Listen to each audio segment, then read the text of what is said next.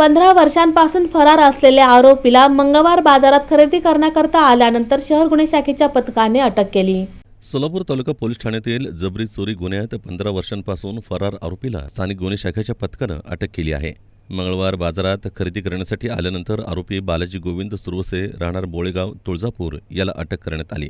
याबाबत प्रकाश बलभीम डांगे राहणार सिंधू विहार सोलापूर यांनी 4 एप्रिल 2011 मध्ये फिर्याद दिली होती। दरम्यान आरोपीला 2 दिवसांची पोलीस कोठडी मिळाली आहे। यात फिर्यादी डांगे हे दुचाकीवरून अक्कलकोट नाका ते मुळगाव या रस्त्यानं जात असताना अज्ञात 3 व्यक्तींनी त्यांची मोटरसायकल अडवून त्यांच्याकडील 71,000 रुपयांचा मोबाईल, लॉकेट, अंगठी आणि रोख रक्कम घेतल्याप्रकरणी जबरी चोरीचा गुन्हा नोंद करण्यात आला होता। या प्रकरणात तत्कालीन पोलिसांनी 2 आरोपींना अटक केली होती। या आरोपींमध्ये बालाजी सुरवसे याचं नाव निष्पन्न झालं होतं। तेव्हापासून तो फरार होता।